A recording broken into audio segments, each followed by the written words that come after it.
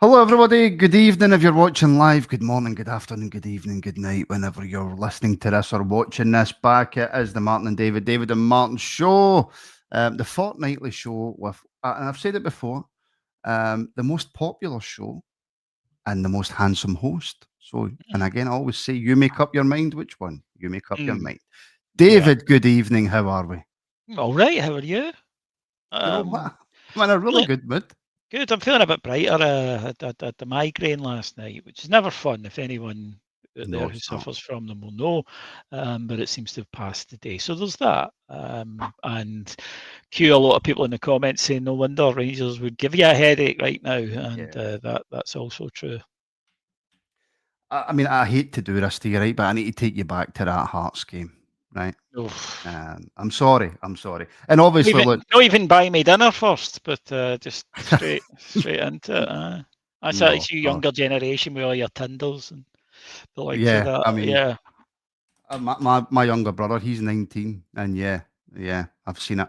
mm. It's not pretty. It's really not pretty. Goes against my But Victorian sensibilities.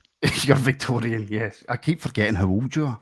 Mhm. Um, Look, before we get into the press stuff, right? Because that's what everybody wants to talk about, right? Yep. I need to get your thoughts on the Hearts game. I know it feels like a million years ago now because there's a lot that's happened in between it. But I said on the Rabbles reaction that I think that might just be the worst performance we've seen under Russell Mm. Martin. I agree. First 45 was dire. That wasn't football. That was like a pale imitation of football. We often use the joke bitterly that they look as though they just met at 5-3. Well, they look as though they've just been introduced to the concept of what football is at 5-3. This Rangers team finds creating chances painfully difficult. Really, I mean, the amount of effort it takes for Rangers to even get through the midfield and up the park seems to be enormous, and yet we're so easy to cut through. And in the first 45, it was one of those games that it was like anti football. And I don't mean in terms of a solid defence. I mean that there was no idea or clue on what the side was supposed to do and to function. And um, when Russell Martin talks about the anxiety in the place, the anxiety is not the reason for those performances. Those performances are the reason for that anxiety. And it comes about because the the fans can see that the players don't know what they're supposed to be doing. You can tell, right? Because what they're doing is it's very tentative. It's very, is it this? And I think we've all in our own lives been in workplaces where we weren't 100% sure what we were supposed to be doing. So you don't roar into it. You do it in a sort of, I don't want to get this wrong way. And Rangers are like that. And now they are so um, confused and they are so lacking in an understanding of what they are supposed to be doing that everything looks difficult because everything is difficult to them at the moment. It's a slog, and the first half was truly dreadful. Before we get to the refereeing in the game, and I'm sure we'll touch on that, but Rangers were very poor. And again, I know how many times have we said this? There was a bit of a recovery in the second half, and Rangers played a bit better when they just sort of panic a bit and just charge forward. But in the end, nothing came of it, and yeah, a really painful defeat. And I think the reason why everyone's so united on this is that if there was any sign at all, any argument, then it would be in the performances or the stats guys with their underlying numbers and say, well, actually, if the results aren't coming, but the performances are getting there. There's none of that. The team is getting worse by stats and by eye test. It doesn't look capable of scoring goals, and it always looks vulnerable. So, yeah, it was a nightmare. And the worst part is Hearts beat us without having to be anywhere near their best. I thought Hearts were fine. I'm not saying they played badly; they certainly didn't. But they knew all they had to do was be compact, um, press, and not even press like demons, just press enough that Rangers would panic and give the ball away continually, and that's what happened. Yeah, like I say, probably the worst. And there's a million questions I could ask you. What's the board thinking? What's Stelwell thinking? What's Stewart thinking? Why hasn't anything been done yet? Is Martin just in a state of shock at how bad this is going? Because surely I mean, there's a million and one things running through my head. Mm. But you mentioned that the other referee, and this has sort of been lost, I think, in the furore of Rangers fans. The refereeing, and I've said for years and years, I don't think there's an out and out conspiracy against Rangers. I just think that the standard of refereeing is shocking, because I don't think my brain will allow me to think there's a conspiracy, because if I do think that, then I think, well, what's the point, right? Mm. But it's getting harder and harder and harder as the weeks go on, David, to justify that these are just mistakes.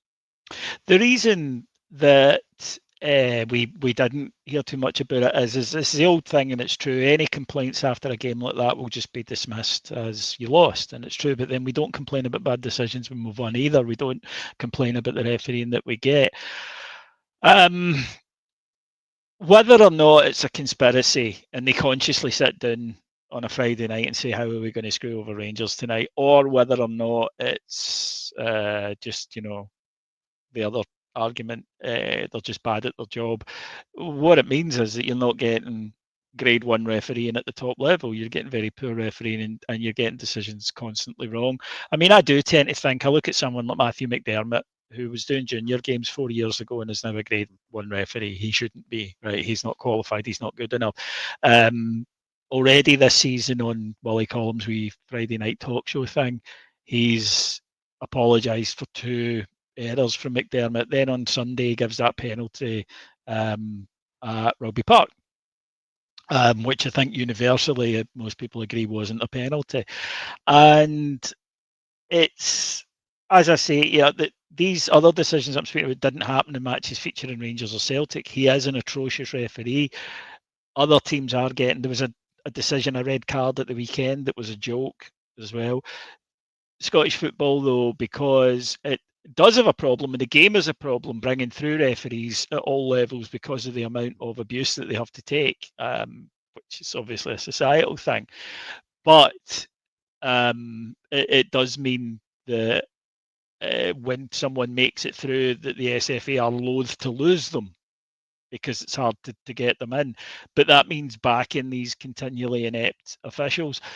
I don't mind so much if they did even themselves out, but they don't. And regardless of, words, big words like conspiracy or whatever, it's much easier to give a decision against Rangers than it is against Celtic. Because if you give a decision against Celtic, you know what they'll do. They make it clear to people what they'll do is that they'll roll out the full machine. You will get their ex-players in the media hammering you. You will get them whipping up a storm against you personally. They know that. That is what they will do. And they've done it now so often that they don't even need to do it now. The mere threat of it is there. When you give a decision against Rangers, none of that will follow. So it is a lot easier to do it. You can argue. Now, I think our goal should have been given, but you can argue it, right? Yes. Because I must admit, as soon as I see a keeper get slightly jostled, I just assume a free kick will be given. Okay?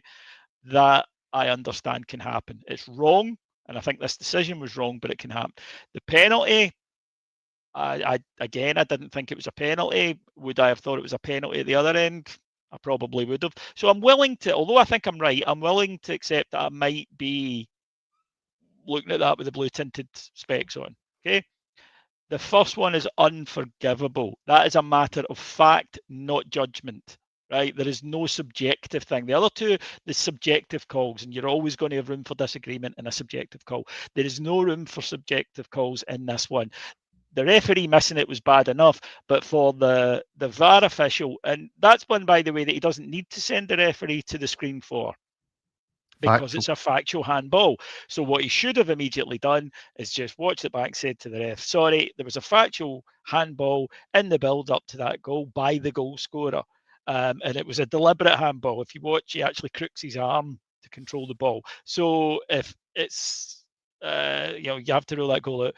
It's unacceptable for one ref to miss it, but for someone sitting and watching it on a telly, then you can't miss that. And it goes There's back there's no excuse for it. There's none. No, and even Shankland came out after it and went, yeah, I handled it. I saw him on the pitch doing it. Like, you could see him going up to his mate, and his mate, because he didn't celebrate, and he said to his mate, and he pressed the crook of his arm like that and said, I handled it.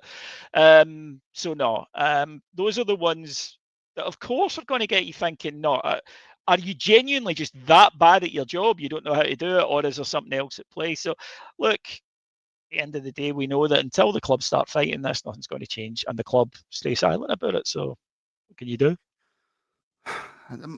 I thought with the new American owners coming in that that type of thing would change, and it wouldn't just be every now and then a wee statement put out like the old board used to do. Yeah, I thought they were going to be look, more on top of it. it's difficult. We didn't get this position overnight. There's a lot of stuff Mm. you have to do culturally within Scottish football to change it. I get that, but we don't seem to do very much at all. The other thing about it is, again, I think us as a support, we have a natural sense of fair play, and we tend to think if we get beat, it was our own fault. Mm-hmm. Because that's who we are, and it speaks well of us as people. But I don't know if it necessarily helps us. Nice guys finish last. In the environment that we're in. But yeah, I mean, it's an absolutely unbelievable decision. All of that said, and I'm probably guilty of what I just talked about there, we would have found a way to lose that game of football. Yeah, we would have At the weekend. So, say la vie. Now, I have to ask you this because it's what everybody's wanting to talk about. It's what everybody's wanting to know. Going into that post-match press conference, any supporter going into that post-match press conference, you're heightened, you're frustrated, you're annoyed, probably more so than you have been at any point under Russell Martin. Even though I can imagine a few of those pressers you've went into, you've had to bite your lip a few times, right? I understand that, I get that. What was it? What was going through your head? The feeling going into that press conference, was it a case of I can't listen to any more of these shitty excuses?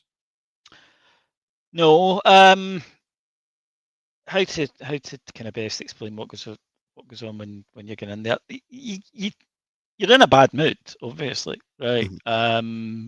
But you're not kind of shouting and bawling and swearing or any. I mean, you know me, it's not what I'm like as a person, full stop. I'm quite a calm person. Actually, when things go wrong, I'm one of these people who gets calmer, right, and go, right, we need to deal with this kind of thing.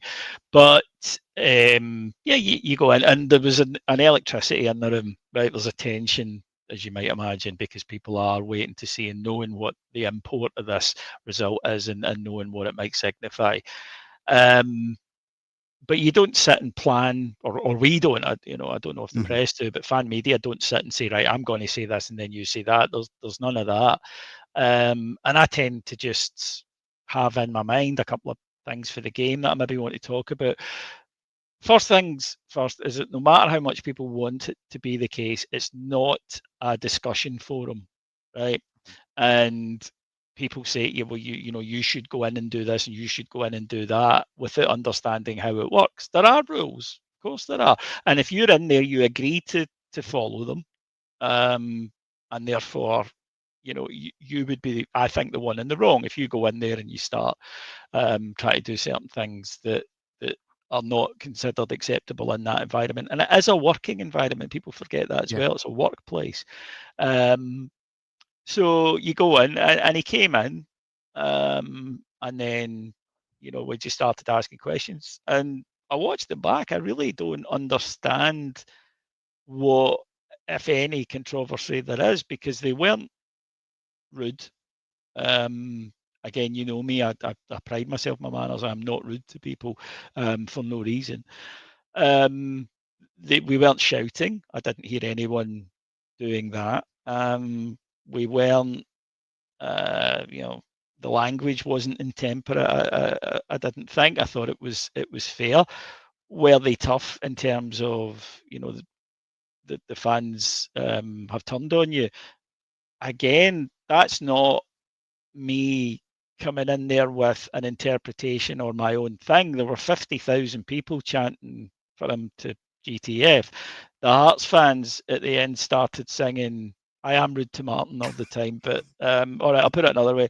I'm not rude to people who don't deserve it. Well, that's Right. that's fair enough. So in any way, look, vicious personal abuse of friends is how I show love. Right, it's a West of This is Scotland true. thing. You'd be more worried actually. See, if I don't ever do it, that's worse. Right? You Yes, ever I've notice heard. that? How you ever notice that? For people, particularly Scottish people, we see somebody we like, you go, yeah, C word, or here's this passer. Whereas if it's somebody you don't like, you go, all right, mate, all right, pal. You know, it's the weirdest thing. But so yeah, we're sitting there and I've watched it back, and look, as I say, if 50,000 people are getting stuck into a manager, it's very reasonable to say they don't want you here because you've literally just witnessed it. I don't think that's controversial. The only thing that I did that I possibly wouldn't have normally done was when he said we've got a lot of new players in, and I said, well, so have Hearts. And that's the only thing that I wouldn't have normally said in those circumstances. But another thing is when people want you to go in and after every bad result crack up, again, that's, you know, what's the point of that? That is just for attention. And that's just you doing it. That was a terrible result on top of several terrible results after a 2-week break for the manager to, you know, work with the team. It was, I thought, legit to ask that. The other thing that was weird about it was we went in and Rangers press conferences, again, another thing when people say you need to ask this or that and then have a long, you don't get questions. It's not like everyone in the room gets a question and a follow-up of that. That's not how it operates. It's a free-for-all that they'll say, right, on you go. And then you need to shout out to get your question in. Mm-hmm. And obviously there comes a point where you can't do that. So what happens in these press conferences, someone comes in and the first question is always supposed to be, what are your thoughts on the game? So because I didn't want to ask that, I stayed quiet. And usually, of course, there's 3 or 4 voices shouting out, and there was none. I've never seen that before. There was watch it back. There's a couple of seconds of dead air right at the start, because nobody knew what really to say, because, you know, we knew this is a dead man walking in terms of his managerial career at Rangers. So eventually we started. And the other thing was, after Stevie had asked and I had asked my questions, there is a room full of journalists there still, you know, mainstream media journalists. They didn't ask anything. Real journalists, David. Real journalists, yes. And I have to say that Russell Mark, people asked me straight away when they saw the press conference without having watched it yet, they went, only 4 minutes, did he storm out? No, he did not, right? And to his credit, he sat there, and after, you know, everyone that wanted to ask a question, he said, any more? And nobody asked anything, and he got up and left. So, you know, people could have asked anything they wanted. He was prepared to sit there and take questions. They chose not to. And look, at the end of the day, I don't go in there to say stuff to be popular. If I was after that, then, you know, I could have done it 3 weeks ago. You know, there's always stuff you can do. I don't always ask something because sometimes a question I was going to ask gets asked, and I'm not going to say something just for the sake of saying something. I think if you watch a press conference and you hear someone speak at it every week, that's suspicious. It's because they are desperate to get their voice across. So there will be weeks you will see a press conference and you won't hear me even though I'm there, because I've nothing. You know, so I had 2 or 3 questions and they have been asked, so I won't bother. But it's not nice. And here's the other thing, right? And I do want to stress this. It's a horrible thing to have to do, right? Because I got brought up that you don't kick people when they're down. And on Saturday, that's what that was. And I would be the first to admit that. It's a horrible thing to have to do. I still felt it was valid and it was required. But a man has just been through a terrible experience. Now, no matter what people think of his managerial skills, that, you know, 50,000 people standing there screaming and bawling abuse at you is unpleasant. It can't be. I've never had it, and I hope I never get it. You know, it's bad enough if one person does it to you, never mind thousands. And then to come into a room and be told by people you are terrible at your job, the thing that, you know, you take professional pride in, it's probably your whole self-image, or certainly a big part of that. You're really bad at this, and people want you to go away from this job. So you don't come out of there buzzing, right? You come out of there absolutely. And I'll be the first to admit, I want a Rangers manager that I love and admire. I can sit and fanboy. And you know, if that happens and I'm doing it, and people say, "Oh, you just fanboy him," I'll be the first to go, "You are right." But it's a horrible experience. If anybody, you know, Stevie and I travel up and down to the games together, Stevie Follards. If anybody thinks that we were sitting in the car on the way home, happy or buzzing or oh, that'll get done well. No, the two felt like grade A arseholes, because you have just, had to do this to a manager. I don't take enjoyment from that. I'm not that type of person. I don't like to see another human being suffering. And while I do understand people saying, well, he's making us suffer, and I can understand that. And of course, the financial aspect of modern football, that they're so well remunerated. No matter what happens, he's not going to be worrying about bills ever again in his life. You are still dealing with people's emotions, and you have to play a part in it that you don't want to, and that was the case for me. I don't want to be asking those questions. So, for instance, at the game this weekend, if it goes badly, I'm not going to go in there and do the same thing again, because it's done it now. And I mentioned this at the weekend. He should be gone. It's now no longer about him. There's no point shouting at Russell Martin. It's not his fault. He's not keeping him in that job. And I know people might say, well, he could resign. They don't resign. There's too much money in it for them. No, nobody would resign when you've got millions of pounds. Yeah, it Nobody doesn't. walks away It from millions just of doesn't pounds. happen. And also, again, it's a self-image thing of, I'm not a quitter, right? Because it's difficult, I'm not going to walk away. People do think that. So it's not always just a negative thing.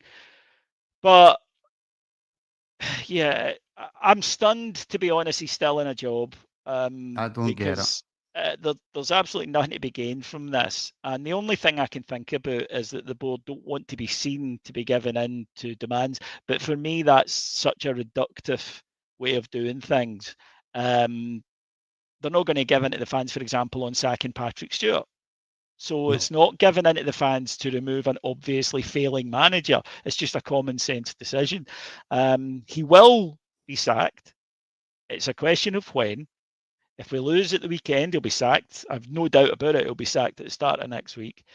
If we win that game, it'll drag on for a few weeks. But we're not doing this based on emotions or just gut feelings or whatever. And when I say we, I don't mean media or fan media or whatever. I mean Rangers fans. It's because we saw the exact same situation, damn near the exact same situation under Beale, and we know how it goes. It's because we saw it under Clement, and we know how it goes. It's because we saw it under Gio, and we know how it goes, right? We are learning from experience, not making this up. So they might think that they can do this or that. They're new in the building. We're not. We know how the landscape lies. Said it before and I'll say it again. They know business better than us. We know Rangers better than them. 100%, 100%. I've got this super chat here, David, and it's something I've actually spoke to you about in the past. Because I've been in the press room a couple of times for like pre-season friendlies and stuff like Yeah, that. and every time, and every time you've been in, I do go up to people and say, "Why is he in here? Why is he in here?" Yeah, I know. I know. yeah, I applied to get into the press room, and Nick Thompson phoned me and went, "David doesn't want you, so you can't." That was, yeah. I mean, I told Nick, I said, "Look, just so you know, I'm no having this. He I'm a takes up keeper." 2 seats. And there's not that many seats on this. You don't, right? And trust me, I haven't had to sit next to Mark Dingwall at a game. Well, no, I would welcome you anytime. I take up 2 seats. But channel member Gemini JC, thank you very much for the super chat. He's asking, David, are you and Stevie, etc., from the fan media world welcomed into the media room from the mainstream media, or is it like stepping on their toes? Now, for a bit of context, you have been in the press room now for 6 years. Yeah. So I suppose, was it difficult at the start, and has it changed? It was difficult at the start because, one, there were no fans in. The second year there was no fans in, and 2, it was brand new, and 3, David Graham was the press officer, and David's a friend of mine. Was a friend of mine before he went in to do that job. So it was difficult, in that regard. I knew a lot of the journalists anyway from my time at the Supporters Trust back in the day. So I knew, a few of them from that, and friendly with some of them. But it's polite. They're perfectly nice. They're used to us being there, kind of thing. sure they have complaints, behind our back. I'm sure we have complaints about them behind theirs. I'm sure if we ask a question they think is stupid, they all turn around to each other and go, check this dick. And I'm sure if they ask a question that's stupid, we turn around and I'll go, So yeah, there is a definite divide. I'm not going to lie. If you walk into a press room, you see all the fan media sitting together and all the press sitting together and all the broadcast people sitting together. Right, it's like Animal Farm in there. But That's a great book. but people are polite and they're professional, and there are guys in there that are good guys. There are guys in there that are Rangers fans. I won't name them on this, but there are guys in there that I know are Rangers supporters, and they care. They care. They are doing a different job to us, though. That's the thing. They are there and they ask questions that are structured in a way to get them a specific headline because they need to do that to keep their job. And it's actually with me, I mean, I think now that journalism is so different from what I grew up thinking journalism was and what journalism was when I was growing up, that it needs a different name because back then they were told to get stories, good stories that would sell papers. Now they're told they need to get 6 stories every day, regardless of what's in them. They just need 6 stories and they've got X amount of these. This is true. If anyone don't believe me, read Private Eye. They'll tell you this. They are targeted almost like a call center, right? You need to get X amount of clicks this week or this month or whatever. So they have a totally different job to what we do. When we're in, we are asking questions that people are asking us, or questions that we think are fair. We try very, very, very hard. This is one thing about fan media, and if you ask anybody in it, we try very hard to stick to football because the mainstream media don't often talk about the actual game of football that just happened. So we do try to stick to that. That's the one overriding ethos. But yeah, as I say, they're polite. There's some guys in there I like, some guys I don't. They're pleasant enough with me. You'd need to ask, Stevie how they are with him.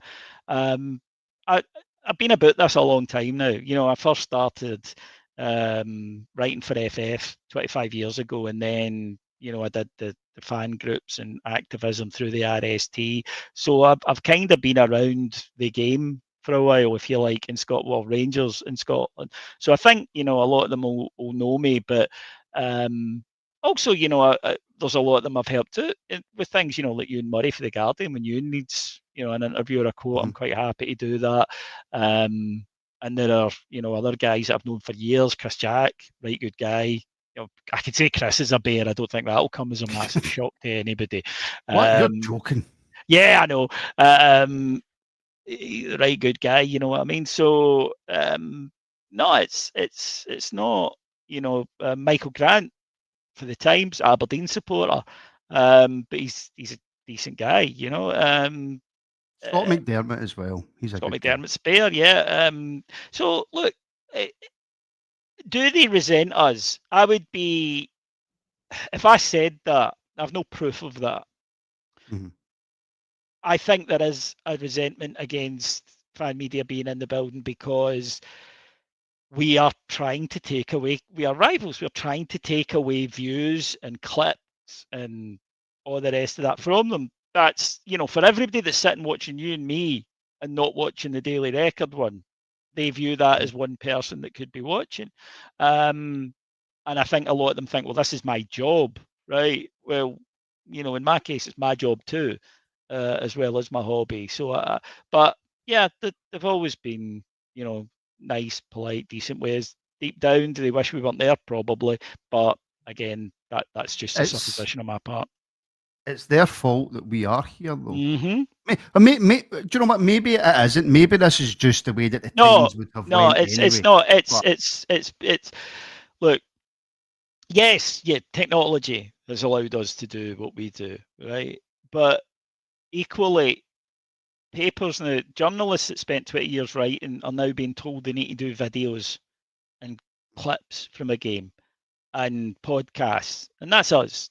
We have influenced that. Not us, me and you, but I mean us podcasters in general, right? I don't like, it's all cause of me, right? It's not that at all. I mean, but just because of the podcast industry, The landscape. the landscape, has changed dramatically over the last 15 years or so. So they are having to do that, and that is because of it. Something like the Rangers Review. The Rangers Review exists because I think that increasingly people no longer believe the myth, and it was a myth, that the papers or institutions are neutral, and they are now realising, because I think there's now one for Rangers, one for Celtic, one for Kelly, one for Hibs and Hearts, that people want to read specific club, right? I mean, the best one in the world, I don't really want to spend money to read about Hibs or Hearts. I want to read about Rangers, right? So that's something that's came about through the likes of the Anfield Wrap and us and various things over the years.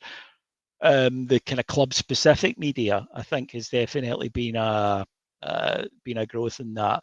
But yeah, I mean, the landscape changes, and I remember actually having a chat with a journalist, a good guy, but he said to me when he was kind of complaining, and he said, "But you know what it's like. Nobody will pay for content now."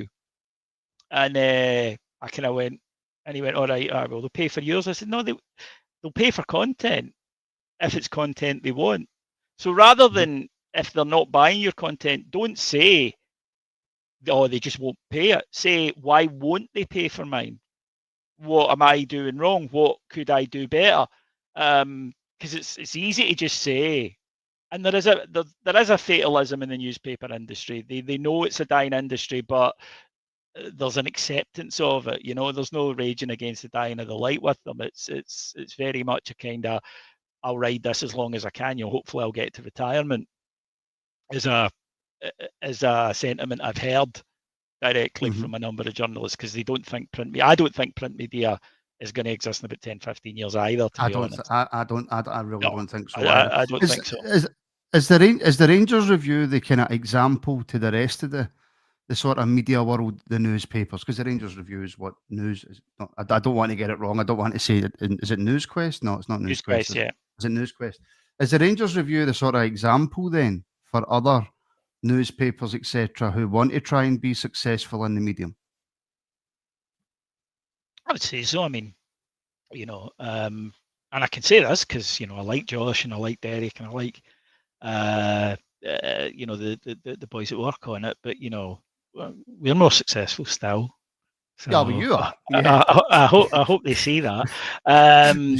But they are bears, but they are constrained in a way that we are not by the fact that they work for a big company. Equally, they have advantages. If I want to go and cover all the away games, I can't get in. They can, because they can use their Newsquest thing. So certain clubs won't let in fan media. So they've got the best of both worlds, and there's a lot of Rangers fans think they're fan media, and they are and they aren't. The boys are, and they treat it like that. But the company has, if I want to go to an away game in Europe, it's going to cost me about, X amount of money to do that, right? So I need to, when the wife is currently doing the house up, and every time I come in, there's some new bill that's appeared. It can be quite difficult. So it's an interesting time. It's an interesting landscape. But what I will say is that the dinosaur journalists, the older ones, I don't think are. I don't think there's so many of them about anymore. So what you've got is a lot of guys who are kind of mid-range who've been in the game for a while and maybe did start out when it was print, but have been around long enough to know the way that it's gone and it's going. But yeah, I mean, you still get people looking down their noses at tactics and why you're writing about that, or why you're asking about that. That's not interesting. And for me, the whole reason I started Heart and Hand, I'll say this, anytime I'm consistent on this, was that what I was reading, hearing, and seeing did not reflect my experience as a Rangers supporter going to watch football. That was the reason I started Heart and Hand.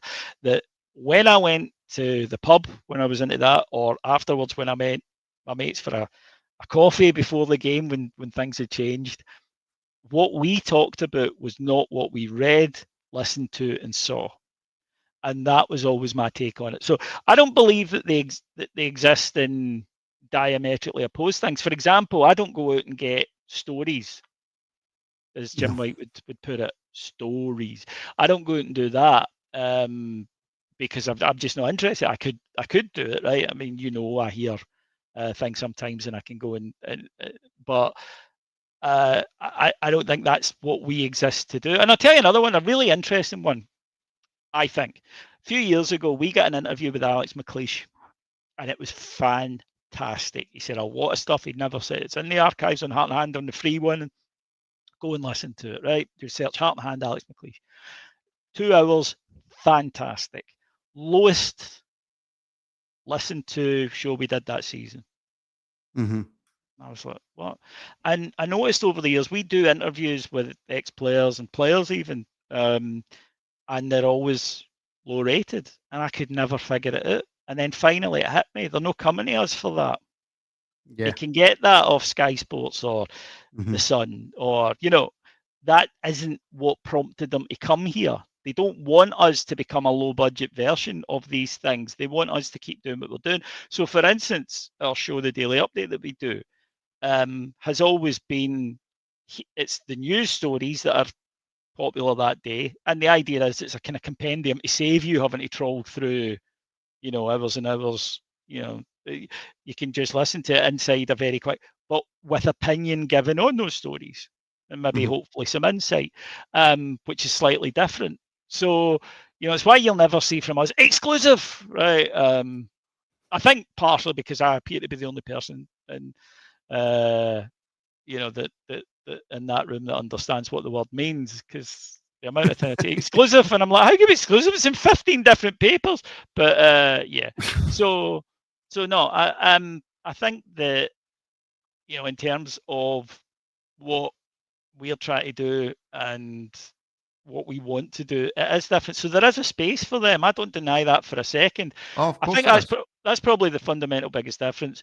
Clearly, there are some, not all, but there are some who think we shouldn't exist, and then I don't think there are many of us who think they shouldn't exist. But it's the end of the day. It's up to them, isn't it? You pay your money, you take your risk. That's the thing, right? And that's the only bit of criticism, by the way, that ever bought. I genuinely don't mind when somebody says to me, I listened to that show you did the other night and it was shite. Right? I might disagree, but it's subjective. And I've got no issue with that. What I hate, and a guy did this to me on Twitter yesterday, is that you have no right to say it. Right? So you shouldn't exist. And the guy said, well, fan media, it's terrible and it means nothing to most Rangers fans. And I said, well, if you take the combined audience that I have and that the Rabble have and that Stevie Clifford has and that the Rangers Journal has, clearly that's bollocks, right? Because there's an awful lot of people listening to us. So clearly that's not true. And I don't understand that. I understand I don't like this. I don't understand I don't like this, and therefore it shouldn't exist for the people who do like it. I don't understand that attitude to anything apart from with Snow Patrol. Yeah, well, or Oasis, to be honest with you. Oh, for you've lit the blue touch paper No, there, mate. Wait and see. never ever, Oh, never ever liked Oasis. Follow's Never favourite liked. band. Oh my God. Oh God, no, God, no. You're Right, I'm going to going be to run set through. on fire for that. My missus is our biggest fan as well. You're gonna What be. about 72 super chatting? Evening, gents and fellow Rabblers. What have you got a nickname for your community and like handers? I don't know. That doesn't sound right, does it? Just patrons, yeah. Just patrons. I know Patrons. you couldn't be getting Yeah. about saying welcome handers. That just wouldn't sound right. Yeah, I mean, it sounds as though you're going to have a fight, doesn't it? It does. Aye. Yeah, welcome, Honors. Yeah. So thank you very much. What about Jim Sloan straight in there? I think this is going back to when we were talking about referees. They are corrupt. How many times? When are you going to accept their lies and piss poor excuses? Me and Jim have had many a conversation about this, but this is the one for Jim I want to speak about, David, very quickly. Okay, lads, when he goes, who's the next manager? Now, my answer to this, David, is always, well, it's not my job. I don't know, because there could be an excellent manager in the south of Argentina who they're looking at, who they could bring in, who could be excellent. But if somebody asked me, which Jim Sloan has, somebody asks me right now, Martin, who would you want as the next manager? And I know it's not popular. Stephen Robinson at St Mirren. Okay, why?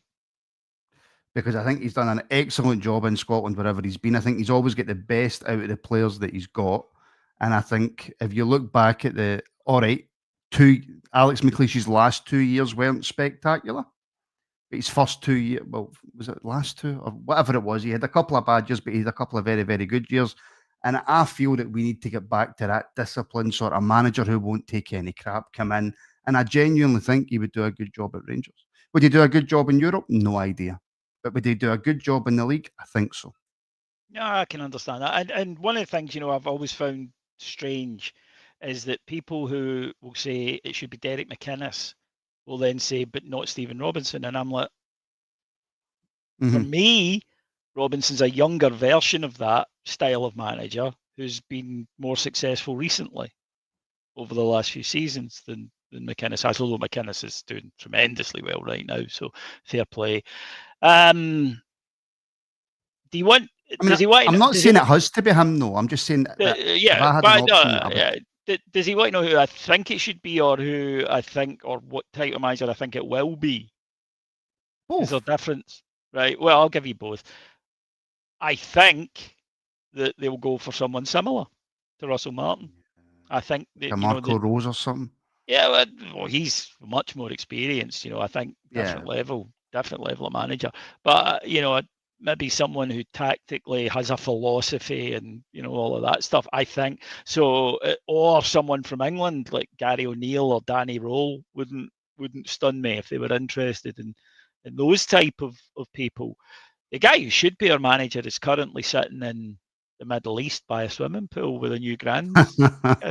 I knew you were going to say him. I'm right. I'm right. We need a respected figure who's a leader, who in this case has the advantage of knowing the club and the environment. We should have brought Gerrard in the summer, said it then, and I stick by it. He's got the personality. And by the way, people will always say to me, "Oh, you're a daft fanboy for Gerrard." It is true. Seeing a press conference, by the way, it would be terrifying because he's really intimidating, and having had to ask him some difficult questions at times, it's absolutely horrendous. So it would make my life more difficult, right? But it would make my life a lot happier because Rangers would be better. This is, can I be on PC? Yes. Is this allowed? Right. Yes. It's not illegal, but it's not particularly PC to use the term. What Rangers need in their next manager is a right man, right? Somebody that you look up to, somebody that you admire, somebody that you go, I'd walk through a wall for that guy, right? And be that, Stephen Robinson or Derek McInnes or Steven Gerrard or whoever, like the unknown guy. I think Rangers need somebody that comes in that's got a bit of steel. A Jock Wallace, a Walter Smith. That's the dream, but they don't exist anymore, do they? No, We're all, it's my generation's fault. We're all too busy wearing moisturiser and, own more than 3 pairs of shoes. I accept that. That's my generation's fault. Well, I'll always, my idea of Rangers manager is tall, handsome, gruff, white-haired, and he's called Walter. And that'll never change. He doesn't exist. If he was out there, I would have him in a heartbeat, but he doesn't. He was a one-off, and I'm very lucky to have supported Rangers at a time when that man was involved in our football club, and I'll always be grateful for that. But it means that you need. I'm increasingly, and I actually think this has proved it right over the years. I've long said the thing about Rangers is you don't need a tactician or somebody who's brilliant on a training ground. First and foremost, you need a leader, a figurehead type, somebody that's prepared to take that leadership, the dreams of thousands, onto their back, somebody who is, a strong man type. And if you look at the successful Rangers manager, I'll go through successful Rangers manager since I was born in 1977, right? Jock Wallace, Graham Souness, Walter Smith, Alex McLeish, Steven Gerrard. Yeah. Dick Advocaat as well was, he had those those qualities as well. He had that within him. I think he also had finance, which is why I left him at that particular list, because he had an outrageous amount of money to spend as well, which helped. And his team collapsed under the first real challenge it got. But those guys have what did they have in common? They're all different people, different personalities, different styles of play, different eras. But what did they all have in common? That they were prepared and able to be the figureheads, the guys who stood at the front of the club and said, I am the leader of this. And I want that. And even just in he's a head coach, Pish, right? I know. Rangers don't have head coaches. Rangers don't need head coaches. Rangers need leaders. It's why Michael Beale worked when he had Steven Gerrard and didn't work when he didn't. Mm-hmm. Michael Beale was the guy on the training ground. Michael Beale was the guy who was, and the tactician.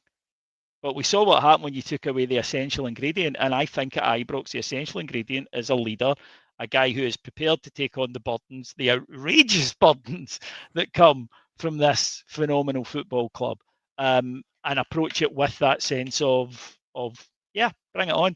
Because that spreads. See, when you get someone who does that, see when you get someone who has that and can show it and imbue the club with that spirit, we all get it, and then things change. Well, I'll tell you a very, very, very quick Jock Wallace story. My stepdad was at Fir Park Boys Club, effectively the Motherwell B team back in the day, when Jock Wallace was the Motherwell manager, and this was just underneath the first team. And he says, he won Player of the Year, and that's his claim to fame. He won Player of the Year, and he was in the same team as Gary McAllister, right? So that's his claim. I've done. Yeah. Well, I mean, I've done a few good things. I played fat football, and I've done quite well for 2 games. But anyway, he says, Jock Wallace came over and he shook my hand and he says, well done, son. And he says, and when he walked away, I couldn't feel my horn. That's Jock. And he was Gary Lineker. Gary Lineker says the same. He said, what was the scariest thing in football? And he goes, Jock Wallace. He says, but he toughened me up because nothing afterwards in football scared me. Because, he says, and I met Jock years later and I thanked him for that. And he said, that's the point of it.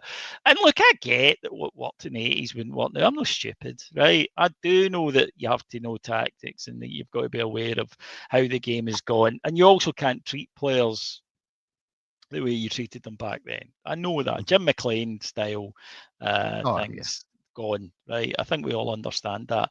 But there is still a certain essential part of a character that is somebody who can stand up and say, not only am I the leader of this, I want that responsibility. I will take that responsibility and I will face up to it. And no matter what, did you see Greg Stewart's comments the other day? Do you know, I haven't actually seen them, but I get told about them the day. Oh, they were savage. But one of the things he said is that Gerrard would, in the dressing room, bollock them after a bad performance, right? Within an inch of their life, and then say, you're all fun and that. And then he said he'd go to the press conference and he'd take all the blame. None. And if a journalist said somebody made a mistake, he'll go, players make mistakes. It's my fault to make, I need to make sure that they're out there. It's me. He said, no, he might have bollocked that guy for the mistake, but in public, and no matter, even with the kindest reading of it, Russell Martin has not done that. He has always grabbed at issues. Not just that, but there was the players. Then there was they're scared to play at Ibrox. There's anxiety. Then before that, it was the transfer window's open, and that's affected. And the new players coming in. All of that, even with the kindest reading, because I know in a press conference they then go, but I know it's my job. But see, as soon as you have to use, but I take responsibility, you're kind of trying to get away from it because you've said something that lessens your responsibility. Walter would never have done that, right? Never did. All the time he was there. Both spells, Gerrard didn't do it. And unless somebody tried to slag Chick Young. In which case, unless somebody would try to slag Brian Laudrup, sorry. Well, how dare he? God himself. But even Eck didn't do it. And Eck had times when he would have been bloody justified in doing it. He didn't do it. It wasn't who he was. He was like, no, right, buck stops here. And I think in modern football in general, there are too many people who say that, but when the shit hits the fan, they don't believe it, they don't live it. Those guys lived it, and to be a successful Rangers manager, you have to live it. Yeah, and it's player power and all that now as well, and it's just I get completely that, but I changed. don't think it's as bad up here as it is in England for player No, power. because Right, it's nowhere near the same money. Now, no. comments do not represent the views of myself or David, right? So comments are comments from people out in the world, and you'll understand why I'm saying that now before I bring this up. From Jim Sloan again, another super chat. Thank you very much, Jim. Jim White is a fan. He always always has been. Never liked a man micro dick, right? Never So, mind Jim sending you a tenner. I'm sending him a tenner for that. That was just outstanding. want to say to Jim Stone, who's one of the channel's biggest supporters, Jim, thank you very much, my friend. And I will add to that super chat, right? And I will get your reaction just quickly on this because I do want to quickly touch on Hibs.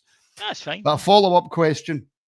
Do you have a media degree like Jim White says you need, David?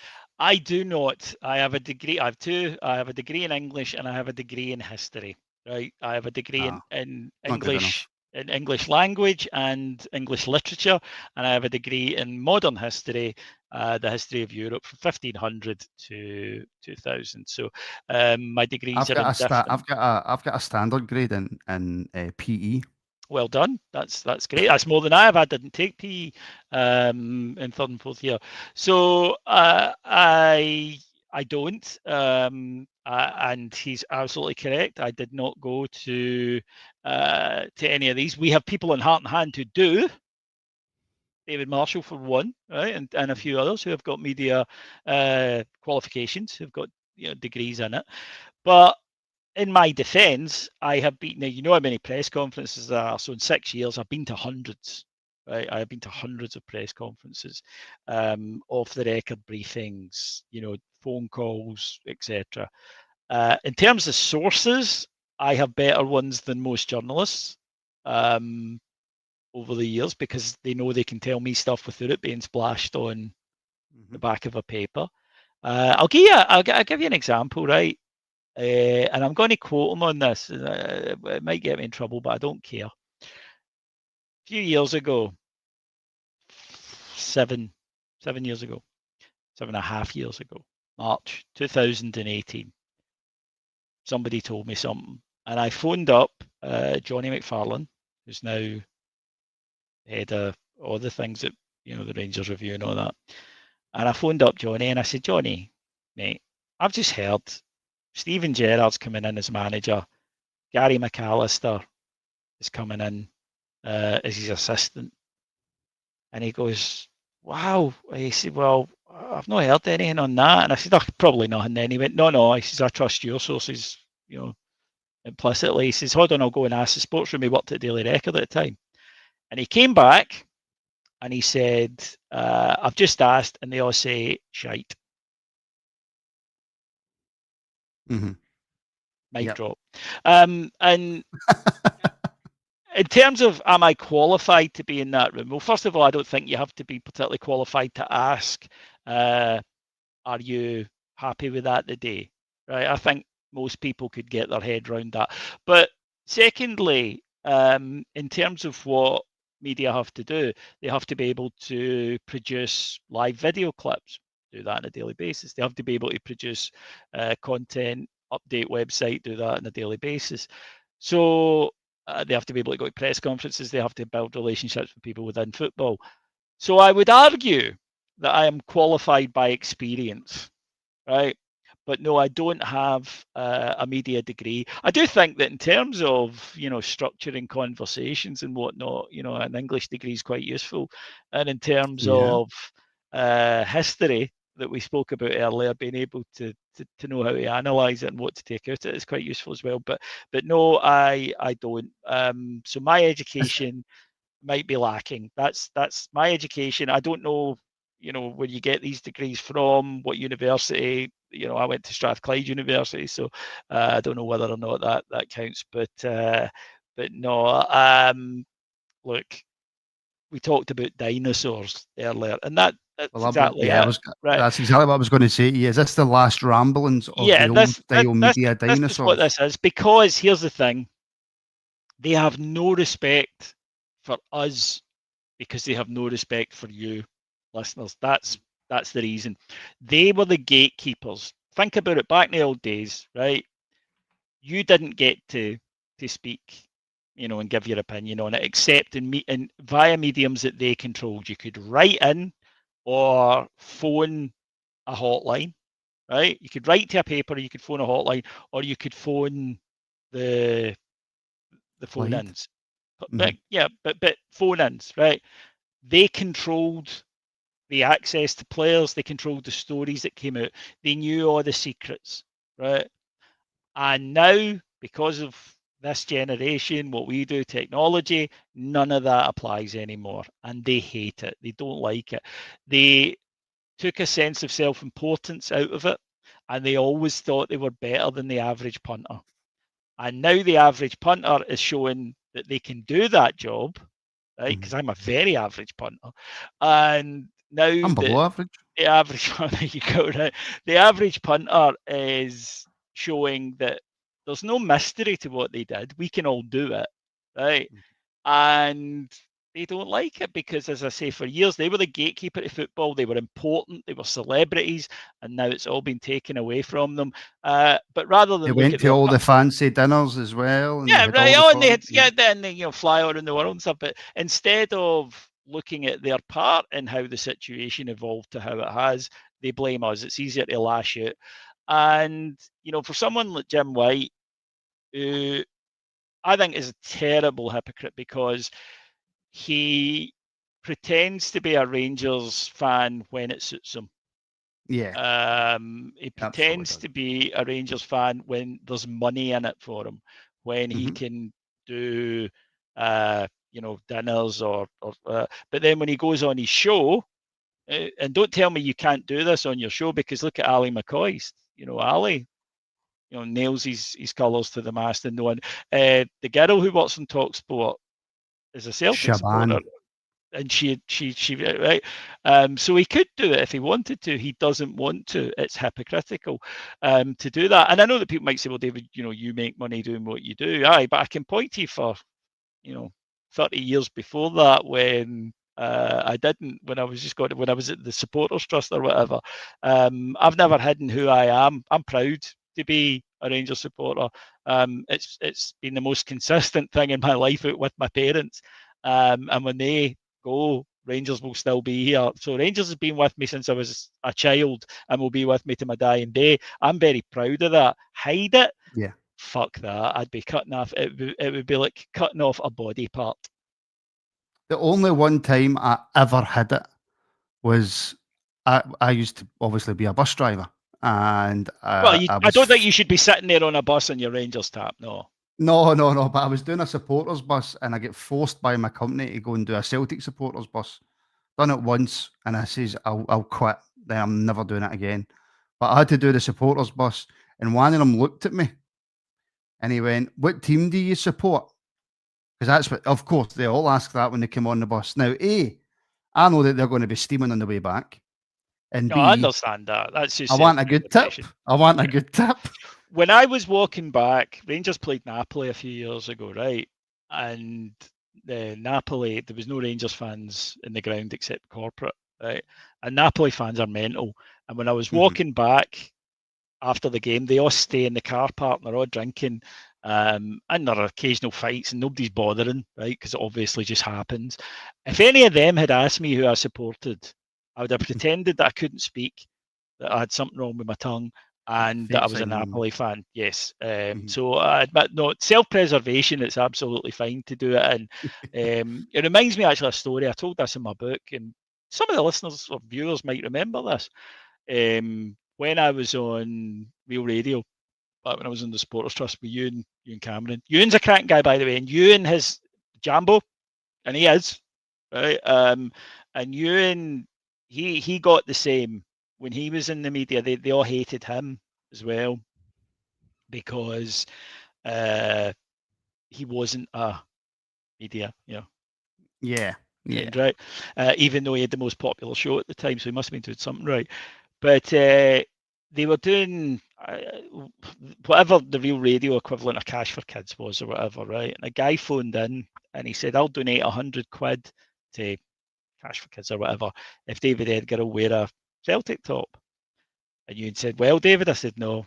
And he said, oh, come on. He said, for charity. I said, no, I'll give you the money myself. I said, but I'll give you the money in fact, I'll double it to no have to do it. And he laughed, and I did, and I gave them the money for it to not have to wear it. And he said, would you really not wear a Celtic top for charity? I said, I wouldn't wear a Celtic top for a blowjob. So,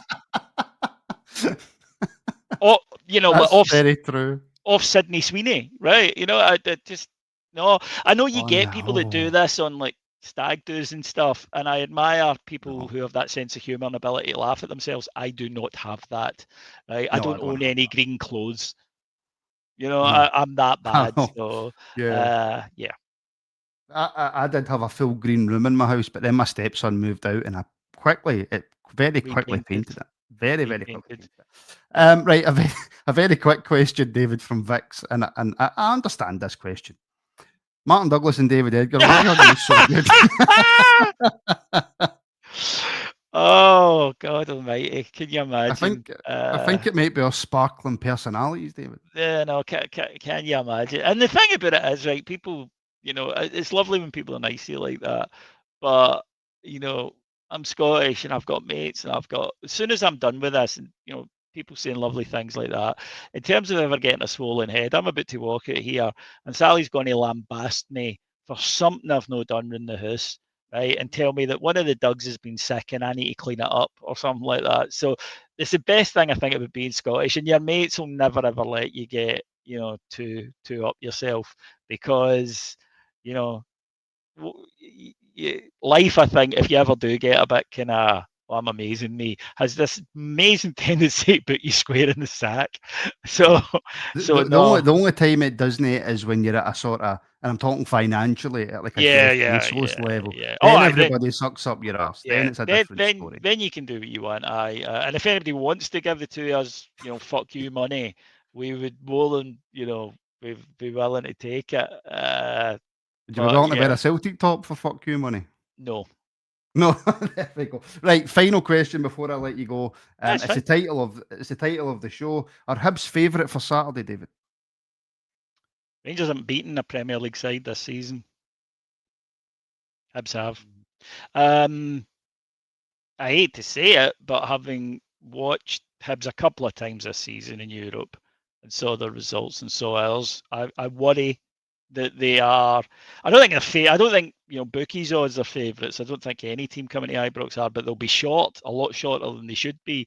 But they'll arrive really confident they can do it. Ibrox is not going to be even close to full.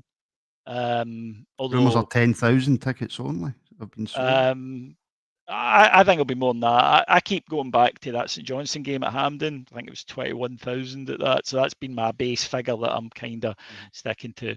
What worries me is that at the end of the day, it does come down to a game of football, and they seem to be set up to be things that we struggle with, which is they're physical in midfield, and they've got real pace. And we play, Martin Boyle will exploit a high line. Yes. That worries me. And the fact is, if it was just Rangers had played badly last week, but Rangers have played well for an hour in one game after 12 matches, that I think. So I don't know if they're favourites. You'd need to look at the odds. But there you go, Rangers 46, Hibs 72. I wouldn't fall down shocked if Hibs beat us, put it that way. No. I'm hoping that we see something, because I think we deserve it as a support, for us. But a lot of them are going to have to do things that they haven't managed to do so far this season. But if they go out and they put in that performance that they did at the weekend, we will lose that game. If there is an improvement, then you never know. It's down to them. I know I keep saying this, but it's true. We can do, there's going to be the protest outside the ground on Saturday at 4:30. We've made clear, and really, when I say we, the entire Rangers support, the supporters let them know in the stadium last week, the fans groups, the fan advisory board, the Rangers Supporters Association, they have done it. The Union Bears have done it. Fan media has done it. Ex-players have done it. They've been in the media as well. It's a totally united support on an issue which I can't ever remember. The only people that can, in any way affect this now are the players. Mm-hmm. And the big question has been: have the players down tools on the manager? Or Saturday we'll find out. Saturday we'll find out. That didn't look to me on Saturday like a team that were desperately playing to save their manager's skin. No. And that worries me because I don't care what the club is. I don't care what side it is, what league it is, what level you're at. When the players aren't bothered, then it's not going to work. When the players think he'll be gone soon, then it's not going to work. Saturday, I think, will tell us if that's the case. David, as ever, thank you very much. Pleasure, mate. Thank you to everybody for the super chats tonight, everybody tuning in live, everybody watching back. A big massive thank you to everybody listening on all audio platforms, whether that's on the Rabbles audio or Heart and Hands audio as well. Thank you very much for tuning in. Me and David will hopefully be back in a couple of weeks with hopefully good news. With Rangers, I've got absolutely no idea at this point. But thank you very much, folks, and we'll speak very, very soon.